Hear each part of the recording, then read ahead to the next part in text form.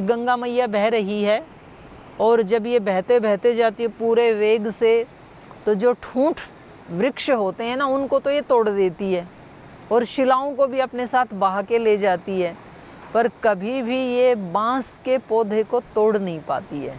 Bamboo, बांस के पौधा जैसे गंगा आती है झुक जाता है वो, तो ये चली जाती है, इसका जो प्रवाह वेग है वो तो चला जाता है, वो फिर से उठ जाता है, वो वैसा का वैसा रहता है।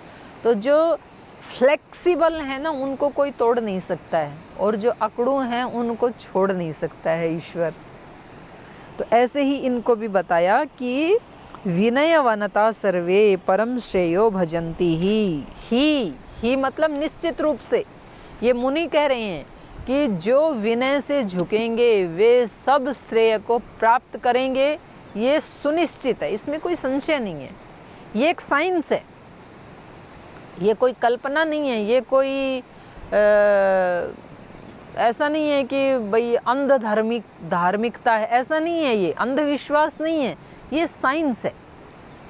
जैसे लोग कहते हैं ना किसी को धनवान बनना है तो दान करे, अब ये बात बिल्कुल पहेली जैसी लगती है, दान करने से तो धन घट जाएगा, बढ़ेगा कैसे? दान करने का मतलब है जैसे जमीन में बोना।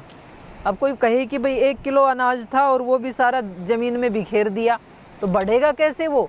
1 किलो अनाज को यदि 1000 किलो में आपको बढ़ाना है तो आप उस अनाज को दान कर दो, धरती माता को खो दो, उसको समाप्त कर दो।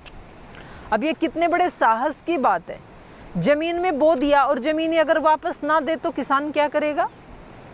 मतलब वहां से निकाल तो सकता नहीं है ना दोबारा, और धरती के ऊपर कोई कोर्ट केस तो कर नहीं सकता है कि मैंने डाला था वापस नहीं दिया, देखो इन्होंने, ऐसा तो कर नहीं सकता है। तो किसके बलबूते पे बोता है वो बीज को?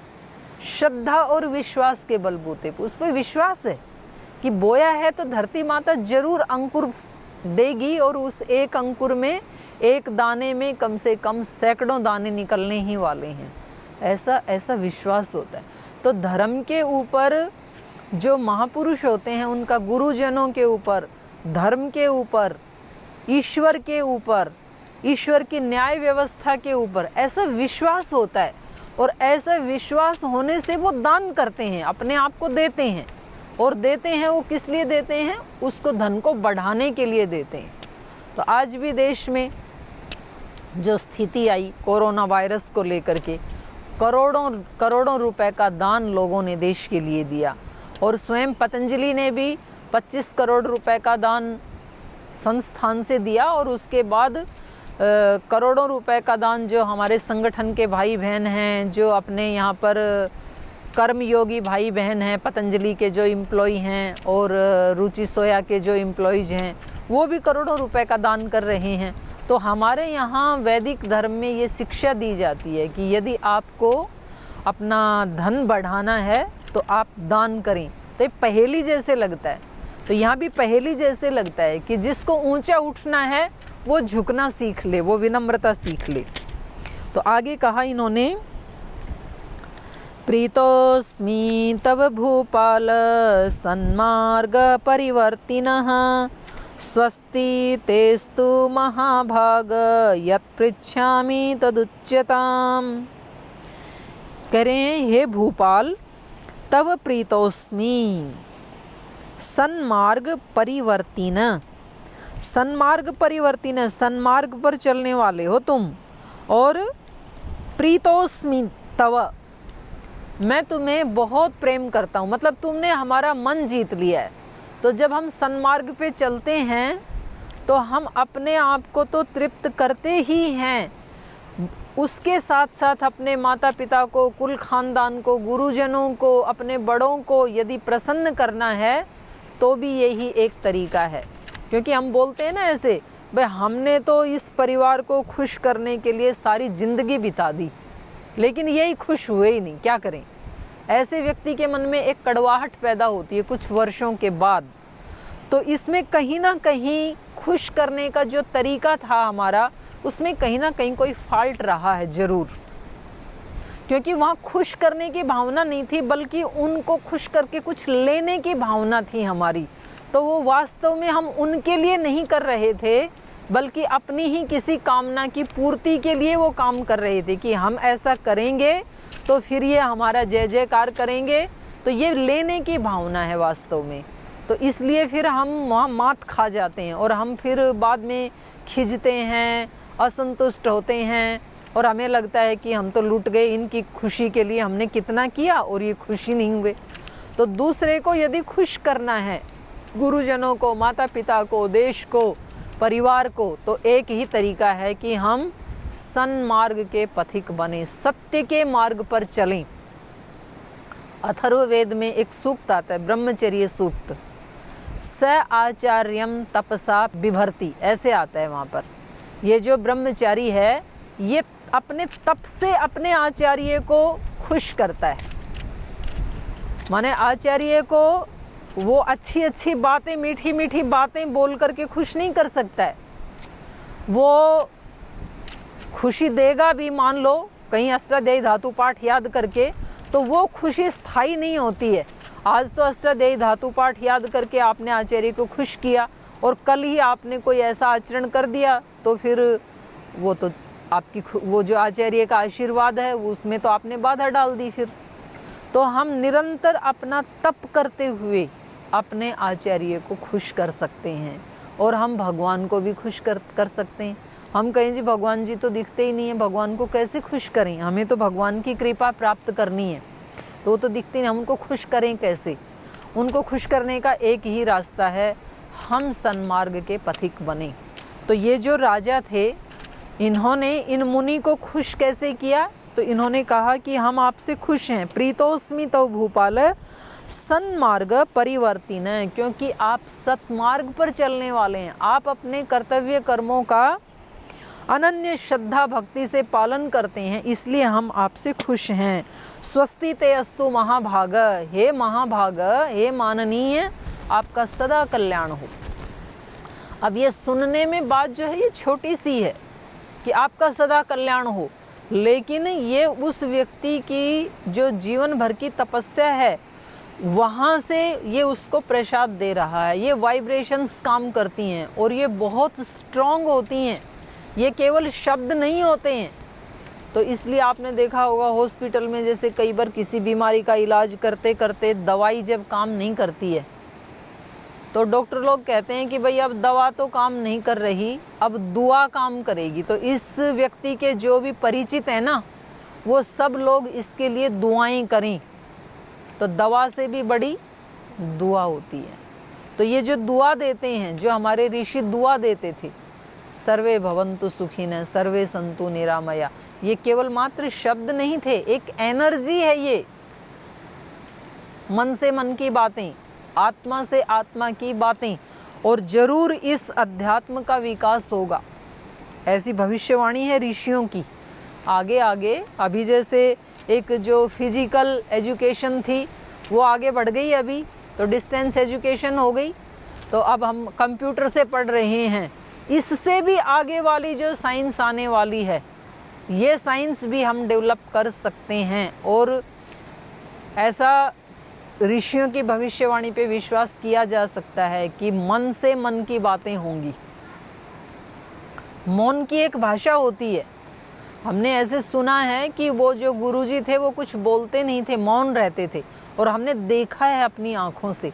अभी भी डुमेट आश्रम में श्रद्धेय स्वामी चंद्र स्वामी जी महाराज हैं, बोलते नहीं हैं, लेकिन वो पूरे दिन एक मौन की भाषा में ही सिखा देते हैं अपने शिष्यों को। और उनके आश्रम में सब कुछ इतना स्मूथली चलता है, इतना प्रीतिपूर्वक, इतना वहाँ पर मतलब जाने मात्र से ही वहाँ पर व्यक्ति एनर्जेटिक हो जाता है। तो मौन की भी एक भाषा होती है, वो मन से मन की बात होती है। वो ना गुरु बोलते हैं ना शिष्य कुछ पूछते हैं और सारी शंकाओं का समाधान हो जाता है। ऐसा उत्कृष्ट जीवन वो जीते हैं। मन से मन का कनेक्शन, आत्मा से आत्मा का कनेक्शन। किसी का बच्चा अमेरिका में बीमार है, यहाँ माँ को अनुभूति हो जाती है और माँ सुबह उठ करके बोलती है कि बच्चे को फ़ोन लगाओ, मुझे लगता है वो किसी मुसीबत में। श्री राम जब लंका में युद्ध कर रहे थे तो वहाँ पर आता है कि जैसे ही लक्ष्मण को शक्ति बाण लगा तो राम बहुत विचलित थे। माता कौशल्या अयोध्या में रहती हैं। सुबह उठ करके उन्होंने भरत जी के पास जा कर के कहा कि बेटा, मेरा राम किसी विपत्ति में है, मैं उसकी माँ हूँ, मैं उसको एहसास कर सकती हूँ। और पता लगा कि जिस दिन माँ ने ऐसे कहा था, बाद में पता लगा उसी दिन राम इसलिए परेशान थे क्योंकि उसी दिन लक्ष्मण को शक्ति बाण लगा था। तो ये है आत्मा का आत्मा के साथ कनेक्शन। और जब हम ये चीज़ें अपने जीवन में देख सकते हैं, माँ बेटे के उदाहरण से देख सकते हैं। आप कभी जिससे आप प्रीति करते हैं, आप कहेंगे कि कल ही हमने आपको याद किया और आज ही आपका फ़ोन आ गया, तो ये क्या है? ये एक साइंस तो है। तो इस साइंस को हम और ज़्यादा डेवलप कर सकते हैं। तो जब हम एक आत्मा का दूसरी आत्मा के साथ कनेक्शन जोड़ सकते हैं, तो हम इस आत्मा का परमात्मा के साथ कनेक्शन क्यों नहीं जोड़ सकते? तो हम कभी उसके शांत स्वरूप के साथ अपना कनेक्शन जोड़ सकते हैं, जैसी जैसी हमारी आवश्यकता हो, क्योंकि भगवान तो सर्वगुण संपन्न है और सब गुणों का वो अनंत भंडार है। वो सबको दे देगा तो भी कमी नहीं आएगी। वो सबको शांति दे सकता है, जितनी उनको चाहिए उतनी। वो सबको पवित्रता दे सकता है, वो सबको ज्ञान दे सकता है, और सारा ज्ञान है भी उसी का। जीवात्मा का जो ज्ञान है वो बस उतना ही है, मैं हूँ, मैं हूँ। ये जो अनुभूति है ना, इतना ज्ञान उसका अपना है, वास्तविक है। उसके अतिरिक्त जितना भी उसको ज्ञान है वो सारा निमित्त ज्ञान है। यहाँ तक कि वेद का ज्ञान भी, वो भी निमित्त से मिला हुआ है हमें। तो ऐसी महिमा है, और उसको प्राप्त करने का साधन एकमात्र यही है कि अपने आप को समर्पित कर देना। अगर स्थूल रूप से कोई गुरु मिले, ऐसा कोई संत मिले, ऐसा कोई आचार्य मिले, अपने जीवित माता पिता यदि हों, कोई बड़ा भाई हो, कोई ऐसा विद्वान हो, कोई ऐसा सत्याचरण करने वाला धर्मात्मा हो, तो उसके चरणों में अपने आप को समर्पित करके व्यक्ति को निश्चिंत होना चाहिए। अच्छी नींद आएगी। फिर हम सारी गठरी खुद ही उठा करके चलते रहते हैं। और यदि ऐसा नहीं मिले तो फिर भगवान के उस रूप का ध्यान करके उसको समर्पित कर देना चाहिए। तो ये है उसको प्रसन्न करने का और उसकी कृपा का पात्र बनने का रास्ता। तो यहाँ इन्होंने कहा, स्वस्ति ते अस्तु महाभाग, आपका कल्याण हो हे महाभाग, हम आपसे बहुत प्रसन्न हैं। स्वस्ति ते अस्तु, आपका सदा कल्याण हो। यत् पृच्छामि तदुच्यताम, तो मैं आपसे कुछ पूछता हूँ तो पहले आप मुझे उन प्रश्नों का उत्तर दीजिए। तो इन्होंने पूछा, हरि संतोष का न्यासन पुराणानि बहुन्यपि, माघे मासी चोद्यतोसी रामायण परायणः, तव भार्यापि साध्वीयं नित्यं रामपरायणा, किमर्थमेतद्वृत्तान्तं यथावद्वक्तुमर्हसि।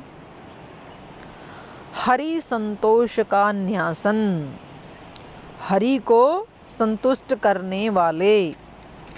बहुनी अपि पुराणानि, कह रहे हैं भगवान को प्रसन्न करने के लिए बहुत सारे पुराण भी तो थे। आप पुराण का भी तो पाठ कर सकते थे, क्योंकि पुराणों में भी अलग अलग तरीके से भगवान को प्रसन्न करने का महात्म्य है। ऐसे वहाँ पर श्लोक हैं, स्तुतियाँ हैं। तो इन्होंने कहा कि बहुत सारे हरि संतोष का न्यासन, भगवान को प्रसन्न करते हुए, पुराणानि बहुनी अपि, बहुत सारे पुराण भी हैं। और माघे मासी च यद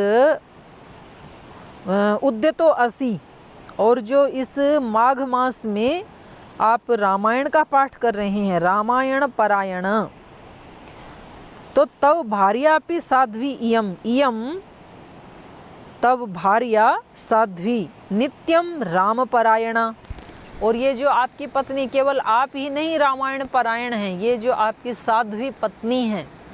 तो इससे भी ये भी पता लग रहा है कि साध्वी जो संज्ञा है, वो केवल संन्यास जिस बहन ने, जिस महिला ने ले लिया, उसी का नाम साध्वी नहीं है, बल्कि जो आचरण से साधुता का, भद्रता का आचरण करती है अपने व्यवहार से, वो हर महिला साध्वी है। इसलिए यहाँ उसके लिए संबोधन किया कि साध्वी इयम तव भार्या अपि, ये आपकी पत्नी भी बड़ी साध्वी है और रामायण परायण है। किमर्थम एतत्, तो आप रामायण का ही पाठ क्यों करते हैं? वेद का भी कर सकते थे, पुराणों का भी कर सकते थे, दर्शन का भी कर सकते थे, गीता का भी कर सकते थे।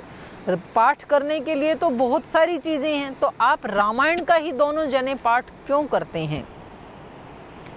यथावत वृत्तांतम वक्तुम अर्हसि, तो इसके पीछे राज क्या है वो आप हमें बताइए कि आपने रामायण को ही क्यों चुना। राजा उवाच, तो अब इसका उत्तर दे रहे हैं राजा। शृणुस्व भगवन् सर्वं यत् पृच्छसि वदामि तत् आश्चर्यं यद्धि लोकामान् वयोश्चरितं मुने। लोकानाम् आवयोश्चरितं मुने। अहमासं पुरा शूद्रो मालतिर्नाम सत्तमा कुमार्गनिरतो नित्यं सर्वलोकाहिते रतः पिशुनो धर्मविद्वेषी देवद्रव्यापहारकः महापातकी संसर्गी देवद्रव्योपजीवकः गोघ्नश्च ब्रह्महा चौरौ नित्यं प्राणिवधे रतः नित्यं निष्ठुरवक्ता च पापी वेश्यापरायणः। तो अब ये बता रहे हैं राजा, भगवान शृणुष्व, हे भगवान सुनिए, मैं बताता हूँ इसका रहस्य क्या है, मैं क्यों रामायण का ही पाठ क्यों करता हूँ। तो शृणुष्व, इसके बारे में आप सुनिए। सर्वम यत् पृच्छसि वदामि तत्, जो आप पूछ रहे हैं ना वो मैं सब बताऊंगा आपको इसका रहस्य। आश्चर्यम यद् ही लोकानाम आवयोः चरितम मुने। आवयो माने हम दोनों के द्वारा जो ये रामायण का पाठ किया जाता है, तो वो मैं आपको निश्चित रूप से बताऊंगा हे मुनि, इसके पीछे क्या रहस्य है, क्या राज है। तो बड़ा आश्चर्य है उसके पीछे रहस्य है, उसको मैं बताता हूँ। अहम आसे पुरा शूद्रो, पुरा प्राचीन काल में या पहले, इससे पहले जन्मों में अहम शूद्रो आसे, मैं शूद्र था। मालती नाम, और मेरा नाम मालती था। मालती नाम सप्तम, मालती नाम का शूद्र था मैं। कुमार्ग निरतो नित्यम सर्वलोक अहिते रत, और मैं कुमार्गगामी था, कुमार्ग में चलता था, माने सन्मार्ग में नहीं चलता था, सब उल्टे काम ही करता था। सर्वलोक अहिते रत, सब लोगों का अहित करने में ही लगा रहता था। तो ये भी एक जीवन होता है, कई बार दूसरे लोगों को तंग करने से व्यक्ति को अच्छा लगता है, ये भी एक चित्त की ही स्थिति है। व्यक्ति जा रहा है और रास्ते में कोई कुत्ता सो रहा है, कोई प्रयोजन नहीं है, उसको डंडा मार देता है। वो बेचारा जब रोता है ना तो इस व्यक्ति को बड़ा आनंद आता है। रास्ते में जा रहा है, कोई फूल खिला है, उसको तोड़ लेता है और उसको फेंक के मारता है, इसको बड़ा आनंद आता है। आजकल जो हमारी शिक्षा व्यवस्था की स्थिति है, कन्याएं साइकिल पे कॉलेज जा रही हैं, कुछ लड़के पास से निकलते हैं साइकिल पे, मोटरसाइकिल पे, उसके वस्त्र को उठा लेते, खींच लेते हैं, फिर आगे जाके डाल देते हैं। तो वो बेचारी बड़ी परेशान सी होती है, इनको बड़ा आनंद आता है। तो ऐसे हम कभी कभी ना दूसरे को तंग करके और फिर अपने आप को खुशी आनंदित महसूस करते हैं। घरों में कई बार ऐसे होता है, आपस में अगर कभी किसी का कोई झगड़ा हो गया, मानो पति ने पत्नी को कहीं हर्ट किया, कुछ ऐसा बोल दिया, तो अगले दिन वो भी कुछ ना कुछ ऐसा करती है जो इसको भी बोलते, तेरे को मजा चखाती हूँ। मतलब उसको रुलाने में आनंद आया तो इसको उल्टा बदला लेने में आनंद आता है। तो ये भी एक आनंद होता है, ये एक चित्त की स्थिति है कि हम दूसरे को तंग करके भी खुश होते हैं। तो ऐसा इनका भी था पुराने काल में, पुराने जन्म में।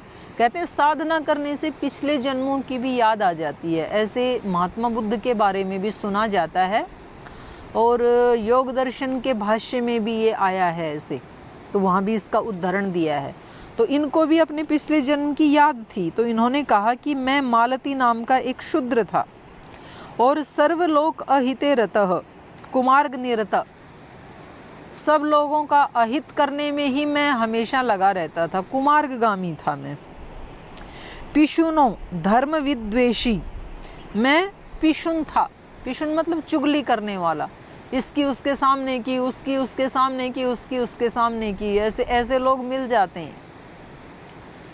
वो मेरे सामने कुछ बात करेंगे दूसरे की कि पता है वो लोग कैसे कैसे हैं, और फिर मेरे से कुछ बुलवाएंगे, फिर वो बातें जाके उनको बताएंगे, बोले अभी अभी हम उनके पास से आ रहे हैं, उन्होंने ऐसे कहा। ये नहीं बताएंगे कि हमने कैसे उनको उकसाया ये कहने के लिए, वो अपने आप को पीछे रखते हैं।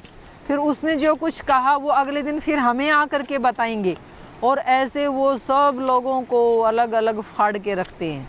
तो जो हम अंग्रेजों के बारे में बोलते हैं ना, फूट डालो राज करो, उनकी ये नीति ही थी कि इनमें परस्पर फूट डालो, इनको इकट्ठा मत होने दो, अगर ये इकट्ठे हो गए तो फिर हमें कौन पूछेगा। ऐसे दुर्भाग्य से कई बार घरों में भी ऐसे व्यक्ति होते हैं जो घर परिवार के लोगों को इकट्ठा नहीं रहने देते हैं। दुर्भाग्य है ये, उन लोगों को ऐसे नहीं करना चाहिए। घर के जो बड़े व्यक्ति हैं, मैं माफ़ी चाहती हूँ, किसी पे आक्षेप नहीं कर रही हूँ, लेकिन घर के जो बड़े हैं उनका बड़प्पन इसी बात में है कि वो अपने परिवार के सब लोगों को मेल जोल की शिक्षा दें और उनको मिला जुला के रखें, उनको प्रीतिपूर्वक रहना सिखाएं, और उनको ये बताएं कि हमारे उपस्थित रहते हुए आप आपस में इस तरह से विद्वेष या अप्रीति से युक्त होकर आपको नहीं जीना चाहिए। तो ये उनका बड़ों का बड़प्पन है, और करते भी हैं जो वास्तव में बड़े हैं। तो कहीं ऐसी नादानी हो जाती है तो फिर वो क्या करते हैं कि उनको ही आपस में अलग कर देते हैं। तो ये चुगली जो है ना, निंदा रस, इसकी बड़ी महिमा है। षटरस तो सुना होगा आयुर्वेद में, ये 7वां रस है चुगली वाला, इसमें बड़ा आनंद आता है। महिलाएं उस पे गैस पे सब्जियां रखती हैं, दूध गर्म करने के लिए रखती हैं, और फिर बाहर आती हैं तो देखती हैं पड़ोसन आ गई बाहर दरवाजे पे, और वो भूल ही जाती हैं वो चुगली करने में, वो सारा दूध जल जाता है, सारी सब्जी जल जाती है, और फिर अंदर जाके अरे ये तो मैं भूल ही गई, दोबारा पतीला साफ करके दोबारा सब्जी बनानी पड़ती है। निंदा रस, और ये केवल सामान्य व्यक्तियों में होता है ऐसा नहीं है, मैंने सुना विद्वानों में भी होता है। मैं किसी का नाम नहीं लेना चाहती हूँ, लेकिन हमारे गुरुजी ने बताया, एक कोई सच्ची घटना है। किसी आचार्य ने अन्य कुछ आचार्यों को कहा कि चलो आओ अब बैठ करके निंदा पुराण पढ़ते हैं, मतलब एक दूसरे की निंदा ऐसे बताए गुरुजी ने मैं उनका नाम नहीं लेना चाहती हूँ, मतलब ये भी एक शौक है। तो ये कह रहे हैं कि पिशुन है, मैं कैसा था, चुगली करने वाला था, निंदा करने वाला था। धर्म विद्वेषी, धर्म का विद्वेषी तो अपने आप ही हो जाएगा जब ऐसे चलेगा तो। और गीता में भी जो आसुरी संपद है और जो दैवी संपद है, दैवी संपद में कहा अपिशुनता, अहिंसा, सत्यम, क्रोधः, तेज, शांति, अपैशुनम, अपैशुनम, अपिशुनता, निंदा न करना, ये दैवी संपद में आता है। तो अर्थापत्ति से अर्थ निकला कि पिशुनता ये आसुरी संपद अच्छा नहीं है। तो यहाँ इन्होंने कहा कि मैं पिशुनो आसह, मैं पिशुन था। धर्म विद्वेषी, मैं बहुत धर्म विद्वेषी था। देव द्रव्य अपहारक, देवों के द्रव्य को हरण कर लेने वाला, ऐसे बहुत लोग मिलेंगे। और जो अच्छी अच्छी चद्दरें ओढ़ के बैठे हैं वो भी मिलेंगे, देवों के द्रव्य का अपहरण करने वाला। और इसी को ही जो 8 योग के अंग हैं उसमें जो अस्तेय, यम, नियम, आसन, प्राणायाम, प्रत्याहार, धारणा, ध्यान, समाधि, और उसमें जो यम के भी जो 5 भाग हैं, अहिंसा, सत्य, अस्तेय, अस्तेय इसी श्रेणी में आता है। अस्तेय का मतलब होता है जो मैंने अपने पुरुषार्थ से नहीं कमाया उसको लेने का मैं हकदार नहीं हूँ। और लोग तो चूकते नहीं हैं इससे। जब कहीं कोई बड़े सेलिब्रिटी खड़े होंगे, उनका सम्मान हो रहा होगा, तो वो व्यक्ति पीछे कैमरे के पास जाके खड़ा हो जाता है कि मेरी भी फोटो आनी चाहिए। भाई इन लोगों की जितनी मेहनत तुमने की नहीं, तो इनके साथ फोटो खिंचवाने का आपका जो भाव है वो चोरी का भाव है। एक व्यक्ति ने कुछ पुरुषार्थ किया ही नहीं, पड़ा रहता है निठल्ला, और दूसरे के जब ठाठ बाट देखता है तो उसको लगता है कि मेरे पास भी ऐसा ही गाड़ी होनी चाहिए, ऐसा ही मकान होना चाहिए, और ये न के न प्रकारेण या तो उसको जुटाना चाहता है, या तो लूटना चाहता है, या तो अंदर अंदर उसका आनंद लेता है, उसका रस लेता है। तो ये चोरी है। तो ये कैसा था? देव द्रव्य अपहारक, देवों के द्रव्य को हर लेने वाला। और स्थूल रूप से भी कुछ लोग जो लुटेरे जिसको कहते हैं, खुद तो पुरुषार्थ करते नहीं, और जिन्होंने पुरुषार्थ करके कमाया, आज भी हम देखते हैं कोई व्यक्ति वणिक है, कोई व्यक्ति सुनार है, जैसे ही वो कुछ अपने दुकान को बंद करके कुछ लाख रुपए लेके वहाँ से जा रहा था बैंक में जमा करवाने, कुछ लुटेरे पास में देख रहे थे, दुकान से बाहर निकलते ही गोली मार दी उस व्यक्ति को। तो ये क्या हुआ? देव द्रव्य अपहारक, देवों के द्रव्य का हरण करने वाला।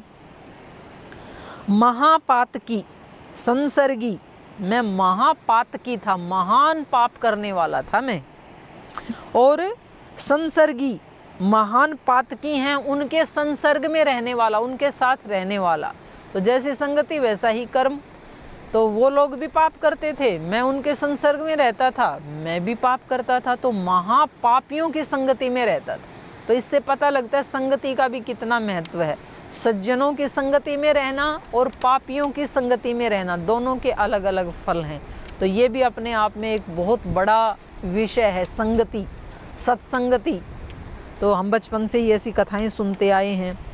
तो ये था महापातकी संसर्गी, महान पापियों के संसर्ग में रहने वाला। देव द्रव्योपजीवक, और देवों के द्रव्य से ही मेरी जीविका चलती थी। माने मेरी कमाई का साधन क्या था, मेरे जीवन का आधार क्या था? देव पुरुषों ने जो कमाया उसको लूटना और उससे अपना गुजर बसर करना। तो इस प्रकार का मेरा पिछला जीवन था।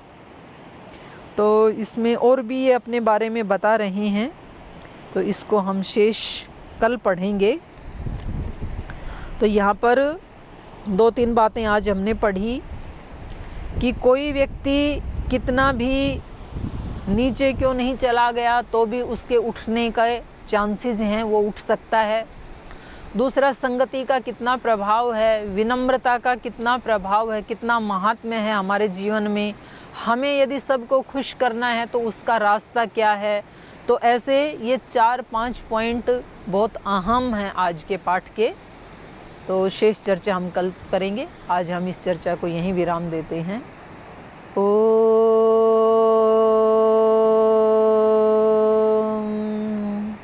शांति शांति शांति। श्री गुरुभ्यो नमः। हरि के नाते से सब नाते, इससे सभी सुहाते। किस से वैर करेंगे प्यारे, विविध रूप धर आते। स्वार्थ बिना जो सबकी सेवा, करते नहीं आघाते। पर दुख दुखी सुखी पर सुख में, वो जन हरि को भाते। हरि के नाते से सब नाते, इससे सभी सुहाते। किस से वैर करेंगे प्यारे, विविध रूप धर आते। विविध रूप धर आते। विविध रूप धर आते। ओम श्री गुरुभ्यो नमः।